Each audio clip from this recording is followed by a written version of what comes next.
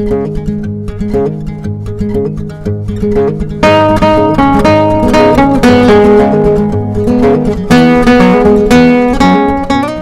right, so welcome to the Morgan County Crime Tour. For those of you who didn't hear me, I'm John Allison. I'm the Morgan County Archivist, and this is the Morgan County Archives we're standing in front of. The Archives was founded by Morgan County in 1995. This building dates from 1927. So this is where all these stories I'll be telling today, there is some record of it in this building. These are real stories. These aren't just legends handed down.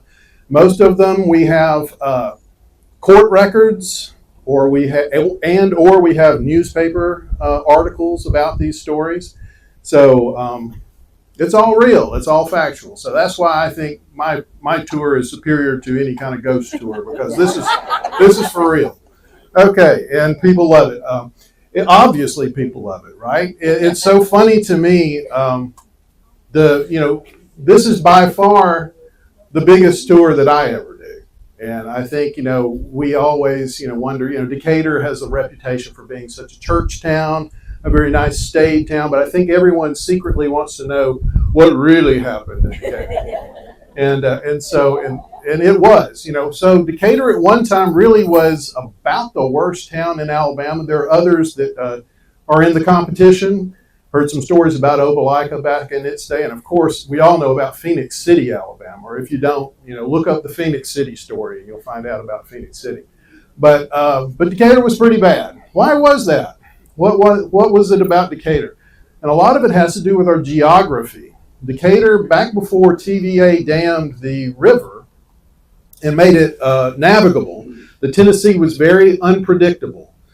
So it was rising and falling, and when it was low, boats couldn't get through there. So very early on in the 1830s, there was a railroad that was built here to get around the Muscle Shoals. So we had rail travel. So you have a junction already in the 1830s of steam and rail travel, right? And so you've got people coming here from out of town. They've got time on their hands. Right? And so they're going to get into trouble, as people do. And it only got worse in the 1890s once the Muscle Shoals Canal was built. And then we also had both the north-south and the east-west railway that met over here at the Union Station. So you've got a lot of travelers with a lot of time on their hands, and you've got your homegrown weirdos and perverts and degenerates, which we always have. So anyway, so that's my story about why Decatur got to be the way it is, or was, excuse me. So let's start heading down the street. We're going to head right down and head towards the old State Bank, and I guess I'll get out in front for that. Like I said, Decatur had a rough and tumble reputation from pretty early on. Of course, during the Civil War, the city was devastated by both the demolition of buildings by Union troops who wanted to have clear line of sight, and they also tore buildings down to reconstruct barracks and ovens. So a lot of it was torn down. A lot of it after that was even burned down. So by the time that the war was over, we had 4 buildings standing in town. And so not much here. But the town didn't die, and after the war, we had tent cities, basically, that sat up. Up through this stretch, you had quite a few saloons that would cater to all the fortune seekers who came here. We had quite a few Northerners who came down after the war to try to make their fortune. Some of them you could appropriately call carpetbaggers, but some of them came down here genuinely to make a new life for themselves and make some investments. So I don't think that's fair to call them all carpetbaggers, but there were a few that fit the bill. But there's one story from that era that I think is worth mentioning. There was a Confederate colonel here named J. Horace King, and Colonel King was a genuine Confederate war hero. He had been through a lot of the battles. He'd been at Gettysburg. He had his finger shot off at the crater, I think, and had been wounded several other times. And he came back here to Decatur, and his father was dead. His house had been burned down, and Colonel King was a little bit bitter. And he had what we would call PTSD today, I suppose, and he took to drinking. So Colonel King, we have also some records attesting to his, I guess you could call them hijinks, or you could call his menacing of people. He would walk up and down through the streets with a brace of pistols, and if he didn't like you, he would take pot shots at people. And so right up and down through Bank Street, and he was well known by the occupying Union Army as a troublemaker, but they didn't really have the guts to arrest him, so he just made a nuisance of himself. There was a reverend here named J. Harmon Nichols who came down after the war, and he himself was a Confederate veteran. And Reverend Nichols wrote later in his biography called "The Proof in the Pudding," I think was the name of the biography, that he had several run-ins with Colonel King, and in one of them he finally had enough.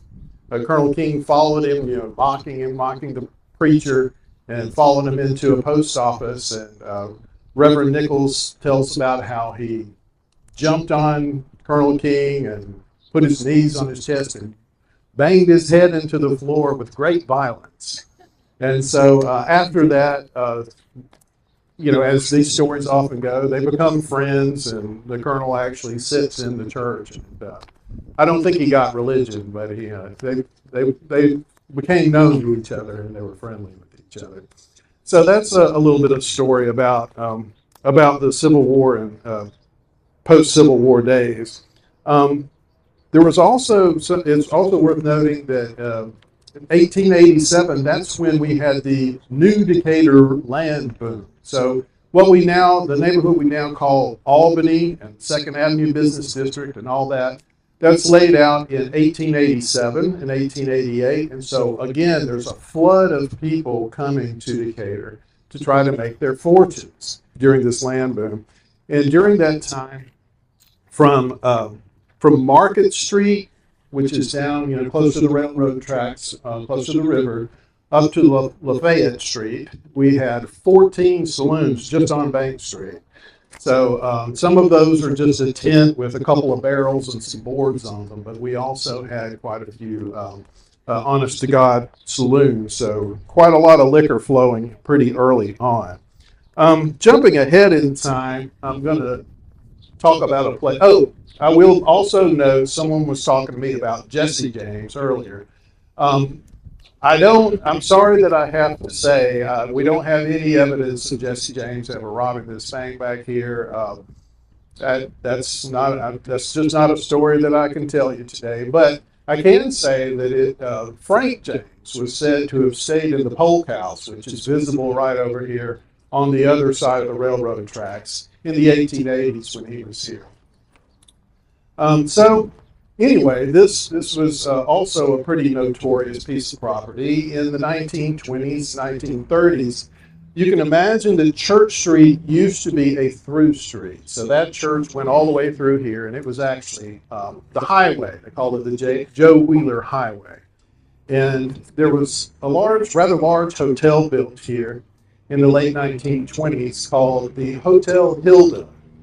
And the Hilda was opened as a modern hotel. They had telephones in most every room. There were bathrooms in most every room. So it was pretty fancy for its day. And it catered to a lot of the railroad travelers who came through here.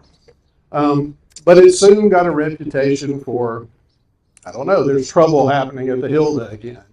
People, again, a lot of these rail travelers coming through. But in 1929, the city police, who were right down the street on Railroad Street across from the depot, got a call that they needed to come to the Hilda. There'd been a shootout, and 2 men were dead. And basically what had happened was a man named Henry Davidson. I've been unable to figure out what Mr. Davidson did for a living, but he had a reputation for carrying large sums of money. So he had about $1,500 on his person at the time. But he came home to his hotel room. He was living at the Hill at the time, and their man was lying in wait for him there. Now, the man that was lying in wait for him had a pistol with the first round was a tear gas round. So he was going to try to shoot that and disable Mr. Davidson. That didn't work, though, because Mr. Davidson just ducked back into the hallway, pulled his own pistol, and started firing back. So the two of them shot at each other at point-blank range, and they both died from wounds to their abdomen a short time later. Well, like I said, everybody knew Mr. Davidson. He was well known, but no one knew who this other person was. So consequently, they set up his body in Brown's funeral home, and about 6,000 people, they said, went past his casket over the weekend as people tried to get an idea of who this felon was. And then they got then the Browns fingerprinted the corpse and sent the fingerprints down to Birmingham for identification. And it turned out that this was a guy named Frank Cook, and he had an alias. What was his alias? Anyway, I don't remember his alias, but his name was Frank Cook. And he had escaped from prison a year before and had been sort of making the rounds between here and Birmingham and Memphis, just getting into trouble, getting into organized crime, and he had somehow gotten wind of Mr. Davidson, the money that he carried. This guy was a friend of a bank robber named Roy Dickerson, who was notorious in Alabama at the time. So it was just, and in the archives, actually, the way I found out about this story, we have record books from Brown Funeral Home. And there's a page where it's got the photographs of Mr. Cook's corpse. And one of them, they've drawn eyes on his eyelids so that you can, get an idea of what he looked like when his eyes were open. So it's pretty wild stuff. But anyway, that's our honest to goodness gangster story, I think, from 1929 gangster story. But we're going to head up towards the old State Bank now and tell a few more stories about crime up there. Anyway, this is the old State Bank. As some of you may have been walking past the sign here, the state historic sign that says it was built in 1833. But the old State Bank has been here and has seen everything there is to see in Decatur since that time. It was one of the buildings that survived the Civil War. But in 1914, this was a saloon. Now, it was an illegal saloon because Decatur, most of us know that the country goes dry in 1919, but Decatur goes dry a good deal before that. Decatur goes dry actually in 1912. There's a local option bill, and so because of all the crime that was associated with alcohol, the good citizens of Decatur voted to make alcohol illegal in Decatur. But that didn't mean people stopped. And various times, is it an election year? Who's the sheriff in town at this time? So enforcement changes with time. And we'll have some more stories about that later. But in 1914, this was a speakeasy. And Sheriff R.N. McCullough about going around and shutting down a lot of the local speakeasies where everyone knew where they were. It wasn't a real secret. You didn't have to have a password. Like in the movies, people just went in and got a drink. And when Sheriff McCullough and his posse came here to raid the old State Bank, his son Lyle, who was also a deputy, was sitting at the bar. So it was quite an embarrassment to Sheriff McCullough. But they treated him with a lot of sympathy in the newspaper. Of course, there's a little bit of, you can read between the lines and see a little glee there, and that was pretty funny stuff. But Sheriff McCullough said, well, I'm going to go ahead, and this isn't going to stop my resolve, and I'm going to go ahead and push through and keep shutting these places down. And in fact, he did. He was known for quite a still buster and a saloon buster as well. But this is as good a place as any to talk about what used to be down the street here. Bank Street used to go all the way down to the river. So for quite a while, you can imagine it just went lower and lower, and then there was a path down to the riverside, and that's where a wharf was. And so, and as we pass through here, you can look down and you can still see to the river from Bank. Well, that's where a lot of the interesting activity was going on. The people coming off of the boats. And there were 2 riverboat pilots in 1888 who thought, this is a good place for a whorehouse. Excuse me. This is a PG tour. Okay? I'm going to try to not make it R, but it's PG. So this is a good place for a whorehouse. And the guys' names were Chris Short and William Simpson McKee. We now know as Simp McGee. Somewhere along the line, his name got changed from McKee to McGee. I'm not sure how that happened, but in the official record, he's Simp McKee. And they had a place called the Bank Street Theater Saloon. I don't have any evidence it was ever a theater, although I'm sure there was some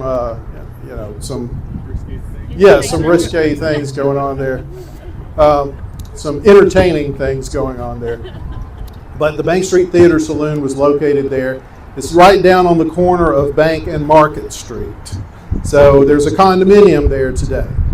But that's where the depot used to be as well. So people could get just right off of the train, walk down the street, and they're there. So that's where they'd spend their time.